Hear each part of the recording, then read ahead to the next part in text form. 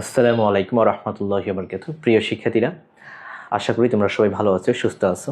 আজকে আমরা পদার্থ দ্বিতীয় পত্র ১০ম অধ্যায় সেমিকন্ডাক্টর অ্যান্ড ইলেকট্রনিক্স অধ্যায়ের ঢাকা বোর্ড ২০২৫ সালে আসা একটি প্রশ্ন সমাধান করব। দেখো, প্রশ্নটা বলা হচ্ছে একটি দুর্বল সংকেতকে ১২৫ গুণ বিবর্ধিত করার জন্য একটি কমন এমিটার ট্রানজিস্টরের পিট প্রবাহের পরিবর্তন করা হলো ২০ মাইক্রো অ্যাম্পিয়ার। তাহলে পিট প্রবাহের পরিবর্তন ইকুয়াল হচ্ছে ২০ মাইক্রো অ্যাম্পিয়ার। আমরা এখানে নিলাম মাইক্রো অ্যাম্পিয়ার। তো মাইক্রো অ্যাম্পিয়ারকে আমরা প্রথমেই অ্যাম্পিয়ারে নিয়ে রাখলাম 10⁻⁻6 অ্যাম্পিয়ার। এরপরে বলা হলো এত পরিবর্তন করলে সংগ্রাহক প্রবাহের পরিবর্তন হয় ডেল আইসি বা কালেক্টরের কারেন্টের প্রবাহের পরিবর্তন হয় 3 মিলি অ্যাম্পিয়ার। তো আমরা এটাকে লিখতে পারি 3 × 10⁻³ অ্যাম্পিয়ার। এখন আমাকে বলা হলো প্রবাহ বিবর্ধক গুণক নির্ণয় করো। আমরা জানি প্রবাহ বিবর্ধক গুণককে আলফা দ্বারা প্রকাশ করা হয়। তো এটা নির্ণয় করার জন্য আলফা ইকুয়াল টু আমরা সূত্র জানি হচ্ছে আই সি। এখানে যেহেতু পরিবর্তন দিয়ে সব মান দেওয়া আছে, এই জন্য আমরা পরিবর্তন দিয়ে লিখলাম ডেল আই ই। এখন আমাদের আইসির মান জানা থাকা সত্ত্বেও ইমিটরের কারেন্টের প্রবাহের কি পরিবর্তন হয়েছে সেটা আমরা জানি না। তো সেই ক্ষেত্রে আমরা একটা সূত্র জানি, ইমিটরের কারেন্টের প্রবাহের যে পরিবর্তন হবে তা কার প্রবাহের সমান হবে, কালেক্টরের প্রবাহের পরিবর্তন প্লাস হচ্ছে আমাদের বেস বা পিট প্রবাহের পরিবর্তনের সমান হবে। কারণ ইমিটর যতগুলো ইলেকট্রনকে নির্গত করবে বা ইমিটরের যে প্রবাহ পাবো সেই প্রবাহটার কারণে কালেক্টরের মধ্যে এবং বেজের মধ্যে আদানগুলো চলে যাবে। তো সেই আদানের জন্য যে প্রবাহ কালেক্টরে বা সংগ্রাহকের মধ্যে হবে বা পিট বা বেজের মধ্যে হবে, সেই দুটো সমষ্টি কার সমান হয়, নিঃসারকের তড়িৎ প্রবাহের পরিবর্তনের সমান হবে। তো কালেক্টরের প্রবাহের পরিবর্তন প্লাস পিট প্রবাহের পরিবর্তনের সমান হচ্ছে ইমিটরের তড়িৎ প্রবাহের পরিবর্তন। তো সেই ক্ষেত্রে আমরা ডেল আই ই মান কত পাবো? তো আমাদের এখানে আইসি এর মান দেওয়া আছে 10⁻⁻³ এটার মান দেওয়া আছে 20 10⁻⁻6। অর্থাৎ এই মানটাকে যদি আমি হিসাব করি তাহলে এটা আমাদের কত আসে খেয়াল করো, 3 × 10⁻³ প্লাস 20 × 10⁻⁻6। তো এখানে আমাদের টোটাল যে অ্যাম্পিয়ারের পরিমাণটা আসে সেটা হচ্ছে 3.02 10⁻³ অ্যাম্পিয়ার। তো আমাদের এখানে সূত্র অনুযায়ী প্রথম যে ম্যাথটা আমাদের সমাধান করতে হবে, আলফা নির্ণয় করতে হবে। আলফা ইকুয়াল টু লিখতে পারি ডেল আইসি বাই হচ্ছে ডেল আই ই। তো ডেল আইসি এর মান আমাদের জানা আছে 3 10⁻³ আর ডেল আই এর মান হচ্ছে 3.02 10⁻⁻3। তো এখন এখান থেকে আমরা মানটা বের করে ফেলবো, 3 × 10⁻³ বাই 3.02 × 10⁻⁻3।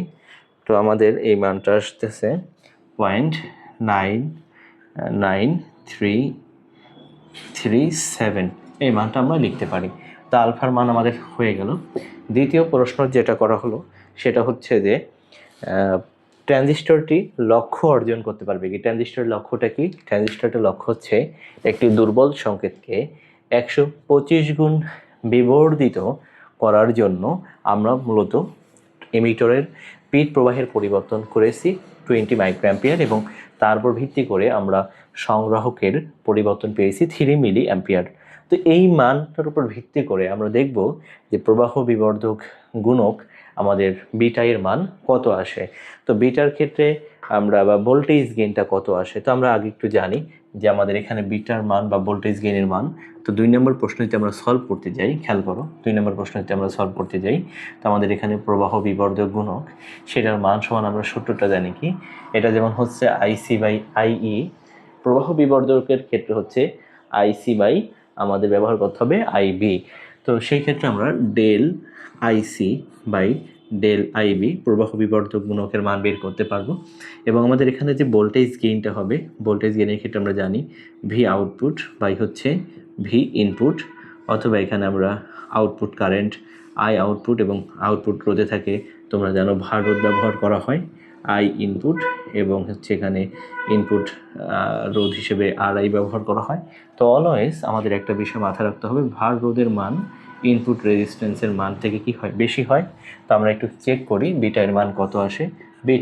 বিটার মান বের করতে হলে আমাকে কী লাগবে, আইসি বাই আই বি বের করতে হবে। তো 3 আইসি এর মান কি, ডেল আইসি বাই হচ্ছে ডেল আই বি।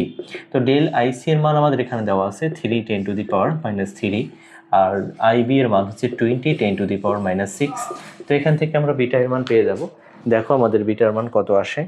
তো বিটার মান যদি আমরা বের করতে যাই 3 × 10⁻³ বাই 20 × 10⁻⁶।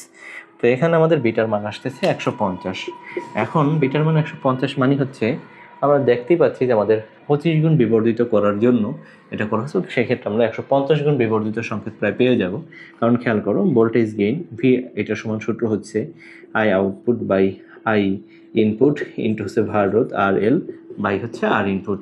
তো আই আউটপুটের যে কারেন্টটা হয় সেটাকে আমরা সাধারণত ডেল আইসি এবং হচ্ছে ডেল আইবি হিসেবে ব্যবহার করা হয়।